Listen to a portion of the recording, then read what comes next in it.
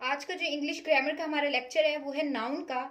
इसमें हम नाउन के बारे में देखेंगे। एक तो जो स्क्रीनिंग टेस्ट आ रहा है उसमें आपके जो एमसीक्यूज इंग्लिश पोर्शन के हैं उसमें आपसे किसी भी एक सेंटेंस दिया हुआ होता है और उसमें उस पार्ट्स ऑफ स्पीच पूछा हुआ होता है कि ये नाउन है, एडवर्ब है या एडजेक्टिव है।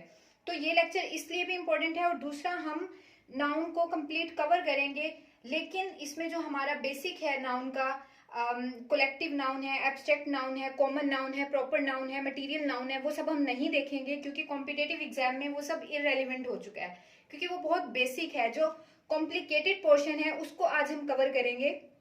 तो नाउन क्या होता है? कोई भी चीज जिसे हम नाम देते हैं वो नाउन होता है। Chair, pencil, bulb, board, mobile, ये सब क्या है? ये सब नाउन है। ठीक है, तो आज हम थोड़ा सा डिफरेंट पढ़ते हैं नाउन के बारे में। सबसे पहले हम देखते हैं आइडेंटिफिकेशन ऑफ नाउन। हमें पता कैसे चलेगा किसी भी सेंटेंस में कौन सा नाउन है? तो जैसे हमें पता है कि किसी भी एक सेंटेंस को मुकम्मल करने के लिए हमें जरूरत होती है सब्जेक्ट की, वर्ब की और ऑब्जेक्ट की। समटाइम्स ऑब्जेक्ट के बगैर भी एक सेंटेंस बन सकता है। सबसे ज्यादा इंपॉर्टेंट हमारे पास सब्जेक्ट और वर्ब होती है एक सेंटेंस बनाने के लिए। ठीक है, तो आइडेंटिफिकेशन ऑफ नाउन में जो हमारा पहला सबसे जरूरी एलिमेंट है, नाउन क्या होगा? या तो सब्जेक्ट होगा या सब्जेक्ट कॉम्प्लीमेंट होगा। इसको अभी हम देखते हैं कि सब्जेक्ट क्या है और सब्जेक्ट कॉम्प्लीमेंट क्या है, ये एग्जाम्पल से सॉल्व करेंगे हम। दूसरा, नाउन क्या हो सकता है? एक तो सब्जेक्ट हो सकता है नाउन सेंटेंस में, दूसरा आपके पास ऑब्जेक्ट हो सकता है या ऑब्जेक्ट कॉम्प्लीमेंट हो सकता है किसी भी सेंटेंस में। सब्जेक्ट होगा, ऑब्जेक्ट होगा, सब्जेक्ट कॉम्प्लीमेंट होगा, ऑब्जेक्ट कॉम्प्लीमेंट होगा। तीसरा होगा जीरेंड। जीरेंड क्या होता है? वर्ब में जब आप आईएनजी लगा देते हैं तो वो जीरेंड बन जाता है, जो हमारे पास क्या बनता है? नाउन बनता है। फॉर एग्जाम्पल, आपके पास वर्ब है गो, लेकिन इसी वर्ब में जब आप आईएनजी लगा देते हैं ये बन गया है गोइंग। अब इसको आप नाउन के तौर पे भी यूज कर सकते हैं। राइट, आपके पास नाउन या तो सब्जेक्ट होगा, ऑब्जेक्ट होगा, जीरेंड में जब आप आईएनजी लगा देते हैं तो वो भी आपका नाउन बन जाता है। अब ये गोइंग हमारे पास एक तो वर्ब भी है, दूसरा हमारे पास ये नाउन भी बन गया है। फिर है आफ्टर प्रेपोजिशन। प्रेपोजिशन के बाद हमेशा ऑब्जेक्ट आता है। प्रेपोजिशन जब भी आप लगाएंगे तो उसके बाद कोई ना कोई ऑब्जेक्ट, प्रेपोजिशन का ऑब्जेक्ट होता है। और अभी हमने क्या पढ़ा है कि नाउन क्या होता है? सब्जेक्ट होता है या ऑब्जेक्ट होता है। तो आफ्टर प्रेपोजिशन जो भी ऑब्जेक्ट होता है वो हमारे पास क्या होता है? नाउन। क्योंकि नाउन हमारे पास किन किन फॉर्म में आ रहा है? सब्जेक्ट की फॉर्म में आ रहा है, ऑब्जेक्ट की फॉर्म में आ रहा है, जीरेंड की फॉर्म में आ रहा है। आफ्टर प्रेपोजिशन, प्रेपोजिशन हमेशा हमेशा अपने साथ एक ऑब्जेक्ट लेता है और उस ऑब्जेक्ट को हम क्या बोलेंगे? नाउन भी हो सकता है वो, क्योंकि नाउन को होने के लिए सब्जेक्ट या ऑब्जेक्ट होता है। राइट, उसके बाद एक और इम्पोर्टेंट है 2+V1 की जो फॉर्म होती है, इससे भी हम 2+ वर्ब की जो फर्स्ट फॉर्म होती है उसे भी हम क्या बना सकते हैं? नाउन बना सकते हैं। 2 वर्ब की फर्स्ट फॉर्म गो कर लें आप, तो ये हमारे पास क्या बन गया है? नाउन, जिसे हम इन्फिनेटिव भी बोलते हैं। तो ये सब आइडेंटिफिकेशन है नाउन्स की। चलिए अब इसे एग्जाम्पल से समझते हैं। तो अब हम इनकी देखते हैं एक्सप्लेनेशन। अभी हमने पढ़ा है subject, subject complement, object, object complement, gerund, preposition, noun, right, और इन्फिनेटिव। अब सबसे पहले हमारे पास जो सेंटेंस है, सेंटेंस में क्या होना सबसे ज्यादा जरूरी है? Subject, verb. ठीक है, और ऑब्जेक्ट के बगैर भी एक सेंटेंस कंप्लीट हो सकता है। तो हम जब पहला सेंटेंस देखते हैं, Ali is an intelligent boy, तो इसमें हमारे पास जो वर्ब है वो इज है। ठीक है, और वर्ब किसके लिए होती है? हमेशा सब्जेक्ट के लिए होती है। तो सब्जेक्ट हमारा क्या है? अली, जो कि सब्जेक्ट हमारे पास क्या होता है? नाउन भी होता है। अब नाउन हमारे पास है अली, जो कि हमारे सेंटेंस का सब्जेक्ट है। ये वर्ब है सब्जेक्ट की, इज एन इंटेलिजेंट बॉय। अब ये हमारे पास क्या है? हम क्वालिटी किसकी बयान कर रहे हैं? अली की ही बयान कर रहे हैं। अली ही एक इंटेलिजेंट बॉय है। तो हमारे पास ये क्या होगा? ये हमारे पास सब्जेक्ट कॉम्प्लीमेंट होगा। राइट, क्यों? क्योंकि हम एक ही बंदे के बारे में बात कर रहे हैं। सब्जेक्ट, वर्ब और ऑब्जेक्ट कोई दूसरा पर्सन नहीं है हमारे पास अली ही है जिसकी क्वालिटी हम बयान कर रहे हैं।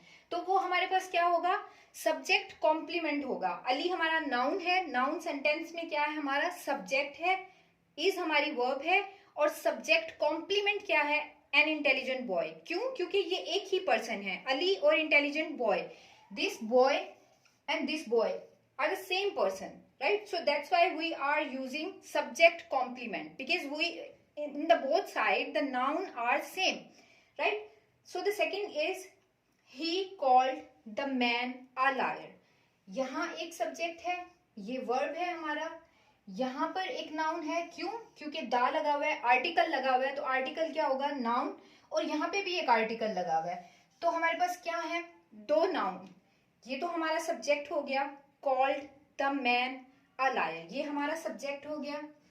अब क्या जो ही है वो द मैन एक ही पर्सन है, जैसे हमारे पास इंटेलिजेंट बॉय और अली एक ही पर्सन थे, तो यहाँ पे आप नोटिस करें ही सब्जेक्ट हमारा जो कि नाउन है, कॉल्ड द मैन। अब ये दोनों पर्सन सेम नहीं है, उसने किसी और मैन को लायर कहा है, राइट? तो ही जो सब्जेक्ट है और जो तो मैन है वो दोनों डिफरेंट पर्सन है, तो ही हमारा सब्जेक्ट हो गया।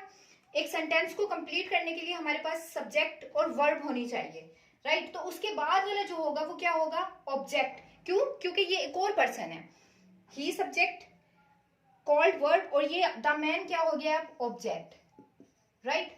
अब आ लायर क्या है, आ लायर इस मैन के बारे में है, he called the man a liar, तो ये क्या हो गया हमारा object complement, right?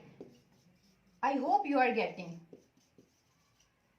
The man के बारे में ही लायर कहा गया है, तो ये ऑब्जेक्ट का कॉम्प्लीमेंट है, ये हमारा सब्जेक्ट का कॉम्प्लीमेंट था, क्योंकि अली के बारे में बात हो रही थी। यहाँ पे जो ही है वो द मैन को कह रहा है, तो ये तो ऑब्जेक्ट बन गया हमारे सेंटेंस का, और लायर इसी मैन को कहा जा रहा है, तो ये बन गया हमारा ऑब्जेक्ट कॉम्प्लीमेंट। अब जैसे कि थर्ड सेंटेंस है, I gave Saima a ring. अब यहाँ पे क्या है, आई हमारा सब्जेक्ट हो गया, नाउन, गेव वर्ब हो गई, साइमा क्या हो गया। अब आई और साइमा दोनों डिफरेंट पर्सन है, तो ये हमारा डेफिनेटली ऑब्जेक्ट हो जाएगा। आई हमारा सब्जेक्ट है सेंटेंस में, गेव हमारा वर्ब हो गया, साइमा हमारा ऑब्जेक्ट, और आ रिंग क्या हो गया, क्योंकि आर्टिकल लगा हुआ है, डेफिनेटली ये भी एक ऑब्जेक्ट बनेगा। सब्जेक्ट क्यों नहीं बनेगा, क्योंकि वर्ब आ गया है, ठीक है। I gave Saima a ring. अब एक सेंटेंस में दो ऑब्जेक्ट भी हो सकते हैं, यहाँ पे दो ऑब्जेक्ट हैं एक सेंटेंस में, तो ये इसकी एग्जांपल थी कि एक सेंटेंस में आप दो ऑब्जेक्ट भी पुट कर सकते हैं। फोर देखें, ही फाउंड ऑफ पेंटिंग। अब ही वर्ब है, फाउंड ऑफ ये फिक्स्ड प्रेपोजिशन है। अब ऑफ के बाद हमने पढ़ा था कि प्रेपोजिशन के बाद भी नाउन आ सकता है। अब ये प्रेपोजिशन है, ये प्रेपोजिशन का ऑब्जेक्ट है। हमने भी डिस्कस किया था कि प्रेपोजिशन अपने साथ हमेशा एक ऑब्जेक्ट लेती है।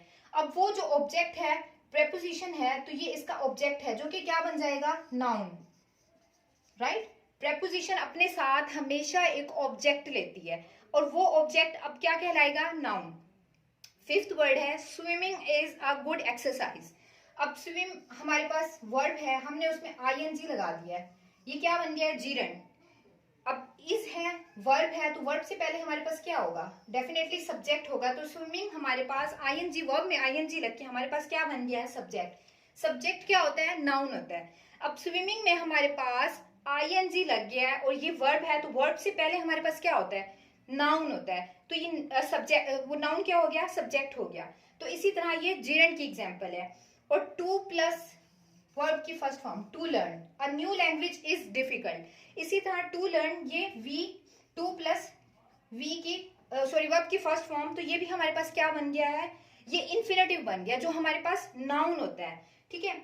ये हमारा नाउन का था। इस ये जो दो पॉइंट है जीरंड और इन्फिनेटिव वाले, इनको हम फर्दर एक्सप्लेन भी करेंगे अपनी नेक्स्ट वीडियोस में, तो ये आपको पता होना चाहिए, क्योंकि स्क्रीनिंग में आपसे पूछ लेते हैं, एक सेंटेंस देके उसका पार्ट्स ऑफ स्पीच पूछ लिया जाता है। तो हम नेक्स्ट वीडियोस में नेक्स्ट टॉपिक के साथ आएंगे, तब तक आप चैनल को सब्सक्राइब कर लें। Thank you.